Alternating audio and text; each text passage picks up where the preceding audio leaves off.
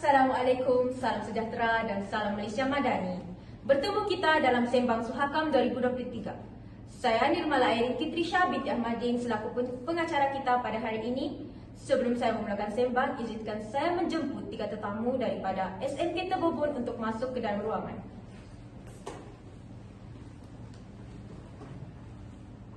Sebelum itu, semua boleh perkenalkan diri.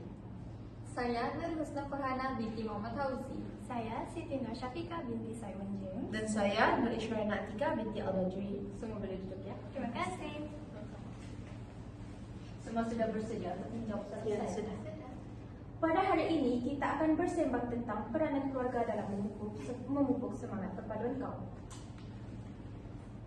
Seperti yang kita semua tahu, perpaduan bermaksud satu proses yang menyatu padukan anggota masyarakat dalam sesebuah negara, misalnya melalui ideologi, identiti atau nilai yang sama.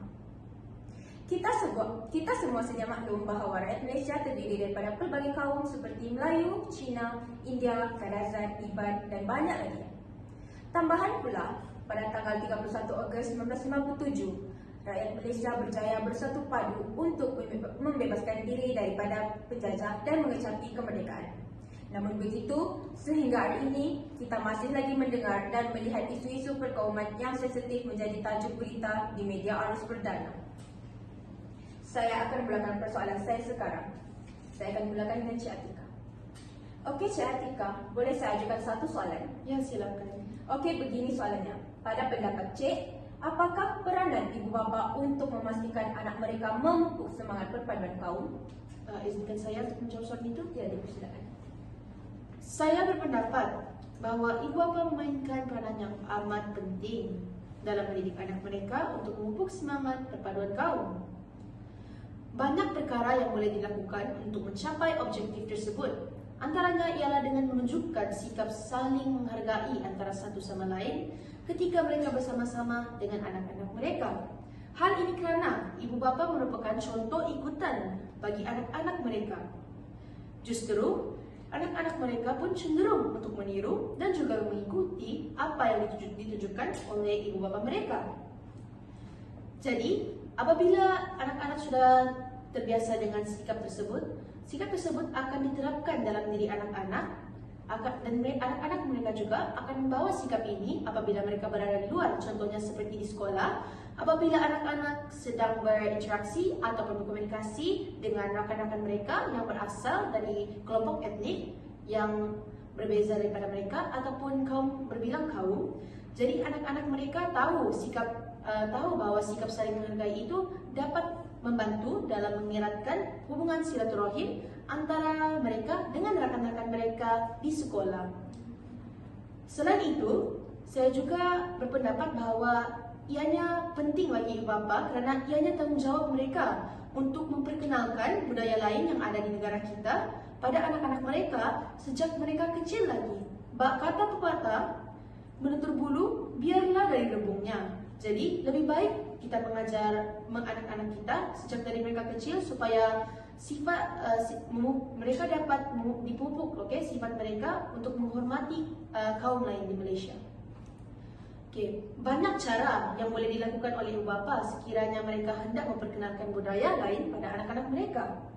Antara cara tersebut ialah melalui buku cerita, permainan tradisional, makanan tradisional dan juga filem-filem yang berunsur tentang perpaduan kaum yang ada di negara kita. Selain itu juga, sekiranya anak-anak mereka mempunyai persoalan tentang kegiatan yang diamalkan oleh budaya lain, maka ibu bapa lah yang bertanggungjawab untuk menjawab soalan tersebut. Seperti soalan yang mereka tanya itu adalah kegiatan yang aneh bagi mereka kerana mereka masih kecil. Disebabkan itulah, ibu bapa hendak memainkan peran mereka untuk memberitahu anak-anak mereka tentang kegiatan budaya tersebut. Tambahan pula, saya juga berpendapat bahawa ini amat penting supaya diteruskan oleh ibu bapa sehingga anak mereka naik dewasa. Saya mengambil contoh, iaitu adat kaum orang Melayu. Saudari-saudari semua tahu bukan? Adat orang Melayu iaitu kita hendaklah membuka kasut sebelum memasuki sesebuah rumah. Jadi, bagi orang yang bukan berasal dari kaum Melayu, mereka hendaklah melakukan perkara itu supaya mereka dapat tunjukkan bahawa mereka ini ada mempunyai rasa hormat. Mereka menghormati adat orang kaum Melayu. Seterusnya, saya boleh mengambil contoh daripada salah satu adat resam kaum Cina. Orang yang berasal dari kaum Cina mempunyai satu adat. Apabila kita hendak datang sebagai pelawat untuk menghadiri sebuah majlis pengebumian, ianya dilarang dan sama sekali tidak dibenarkan buat pelawat untuk memakai baju berwarna-warni, kerana ianya merupakan tanda kita tidak hormat dan ia menunjukkan kita tidak menghormati majlis si pengebumian semati itu. Sebaiknya kita lebih baik memakai baju berwarna muram, contohnya seperti kelabu, hitam, coklat dan juga sebagainya. Macam baju kita boleh? Ya, betul, boleh. Betul tu Puan Husna. Seterusnya, apabila pelawat hendak meninggalkan majlis pengebumian itu, pelawat akan diberikan sekertas benang berwarna merah dan juga gula-gula sebagai tanda terima kasih atas sudi untuk datang ke majlis pengebumian si mati itu. Ya, saudara Siti ada penambahan lain? Ada, izinkan saya tambah sebagai Ya, ya. Selain daripada apa yang telah dikatakan oleh saudari Atika, terima kasih. Ibu bapa juga boleh melakukan beberapa perkara yang lain. Sebagai contoh, ibu bapa boleh menghadirkan sumber belajar yang beragam, seperti menyediakan media yang mencerminkan tentang keberagaman budaya. Hal ini dapat membantu anak mereka untuk meluaskan lagi pengetahuan mereka tentang isu-isu yang berkaitan dengan perpaduan kaum, seperti diskriminasi ataupun hipokrisi yang berlaku di persekitaran. Selain daripada itu, ibu bapa juga boleh membantu anak mereka untuk memahami dengan lebih mendalam tentang perpaduan kaum ini. Seterusnya, ibu bapa ataupun anak-anak mereka sendiri boleh mengambil tindakan untuk memuat naik aplikasi-aplikasi media yang boleh membantu untuk menambah lagi pengetahuan mereka tentang perpaduan kaum ini. Saya ambil contoh aplikasi yang terkenal pada masa sekarang, iaitu lebih dikenali sebagai TikTok. Anak-anak mereka boleh menggunakan aplikasi tersebut untuk menonton video yang mempunyai kaitan dengan perpaduan kaum, seperti untuk mengetahui adat-adat resam kaum yang lain. Itu saja. Terima kasih saudari Siti dan saudari Atika. Okey, seterusnya boleh Puan Husna kongsikan apakah kepentingan memupuk semangat perpaduan kaum kepada anak-anak sejak kecil? Perpaduan kaum ni sudah pasti penting buat kita di negara Malaysia. Lebih-lebih lagi untuk anak-anak muda pada masa kini. Jadi perkara ini adalah untuk memelihara budaya dan warisan masyarakat kita. Kita tahu generasi masa kini, anak-anak masa kini akan menyambung generasi kita di masa hadapan. Jadi seperti yang saudari Atika katakan sebentar tadi, peranan ibu bapa adalah untuk mendidik anak-anak sejak kecil supaya bila mereka besar, mereka dapat melestarikan budaya dan warisan negara kita. Selain itu, perkara ini adalah untuk membentuk semangat nasionalisme demi mempertahankan negara daripada penjajahan. Ada peribahasa yang mengatakan tatkala ayam direban Disambar helang. ayam direban disambar helang, padi di tangan menjadi lalang, sejarah mungkin akan berulang. Jadi kita kena ingat, kita walaupun negara kita telah merdeka, kita tidak tahu apa yang akan terjadi.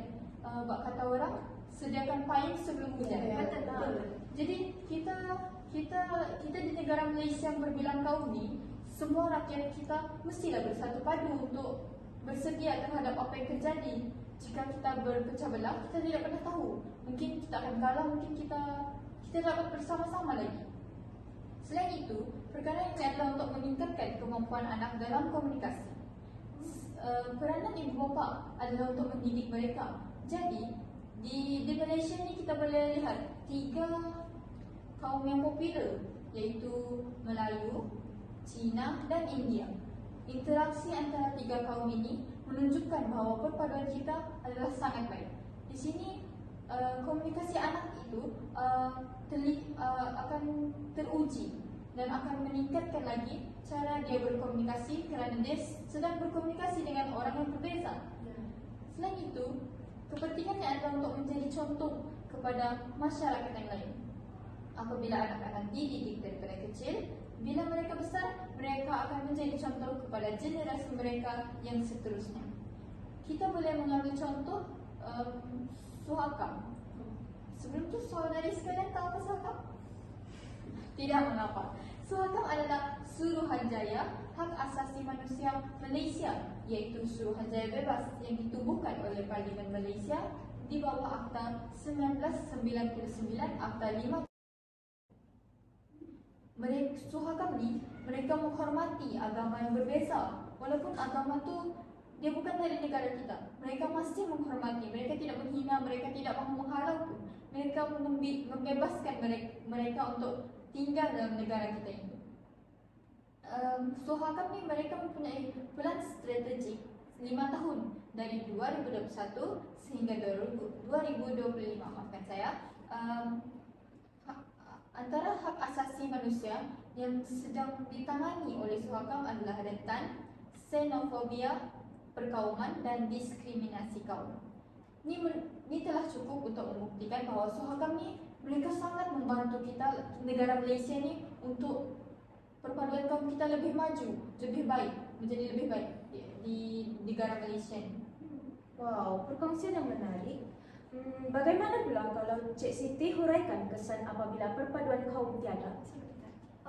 Saya berpendapat bahawa sekiranya sebuah keluarga tidak memupuk ataupun tiada sama sekali memupuk semangat perpaduan kaum, maka bukan sahaja ia akan menyebabkan ketidakfahaman ataupun ketidakpekaan terhadap isu-isu yang berkaitan dengan peranan perpaduan kaum, malah ia juga akan mengakibatkan keluarga mereka cetek ilmu tentang perpaduan ini. Selain daripada itu, kerjasama di antara golongan ahli-ahli keluarga akan sukar untuk dicapai. Mengapa? Kerana berlakunya ketidaksepahaman antara ahli-ahli keluarga tersendiri. Disebabkan itu, saya berpendapat bahawa perpaduan kaum ini sangat penting untuk dipupuk agar kita dapat melahirkan masyarakat yang peka terhadap peranan kaum, dan kita juga dapat mewujudkan lagi suasana yang bersatu padu dan harmoni. Wow, info yang bagus. Sekarang baru saya tahu betapa pentingnya semangat perpaduan kaum. Sebelum kita mengakhiri sembang kita pada hari ini, izinkan saya untuk bertanya soalan terakhir kepada 3 tetamu kita pada hari ini. Boleh saya ajukan soalan yang terakhir? Silakan. Apakah harapan kamu semua tentang semangat perpaduan ini pada masa akan datang? Boleh dimulakan dengan Cik Atika. Terima kasih, Puan Moderator. Saya berharap supaya rakyat Malaysia akan meneruskan usaha-usaha untuk memupuk semangat perpaduan kaum ini sehinggalah masa akan datang agar ianya dapat membuahkan hasil, kerana semua usaha-usaha yang dilakukan ini dapat menjadi penyumbang kepada keharmonian dan juga keamanan yang ada sekarang pada negara kita. Jadi saya juga berharap generasi-generasi yang akan datang akan meneruskan usaha-usaha ini supaya kita dapat menjadi lebih maju sebagai sebuah negara Malaysia madani. Itu sahaja. Dipersilakan untuk Cik Siti. Saya pula berharap agar kita sebagai rakyat Malaysia dapat melahirkan generasi yang lebih peka terhadap semangat perpaduan kaum ini. Saya juga berharap agar kita semua dapat melahirkan masyarakat yang mengerti antara satu sama lain dan memahami sekiranya ada berlakunya isu-isu peranan perpaduan kaum ini. Yang terakhir sekali, Cik Islam. Harapan saya sama seperti saudari yang lain. Saya cuma berharap agar Malaysia kita menjadi lebih maju. Dengan adanya perpaduan kaum ini, sudah pasti negara kita akan lebih maju dari segala aspek. Kita boleh tengok wujudnya rukun negara kita ni. Tahu kenapa rukun negara kita ni ada? Rukun negara ni adalah untuk agar semua rakyat Malaysia ini menjadikan mereka panduan supaya rakyat yang mengaku diri mereka sebagai warga negara Malaysia akan mengikut rukun negara tersebut.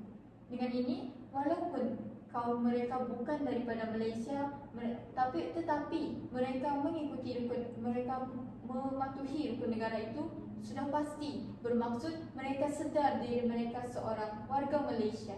Dengan ini, saya yakin perpaduan kaum di negara kita sudah tentu akan menjadi lebih baik dari generasi ke generasi jika peranan ibu bapa dilakukan. Bukan sahaja ibu bapa mempunyai peranan tersebut, tetapi ahli keluarga, guru-guru dan semua masyarakat terlibat dalam perkara ini.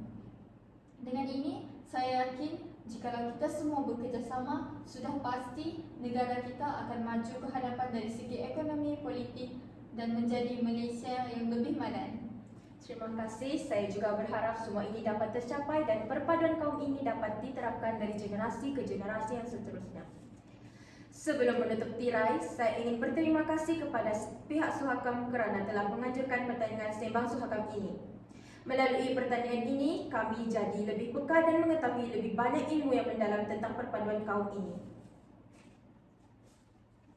Demikianlah perbincangan kami pada hari ini. Kalau ada sumur di ladang, boleh kami menumpang mandi. Kalau ada umur yang panjang, boleh kita berjumpa lagi.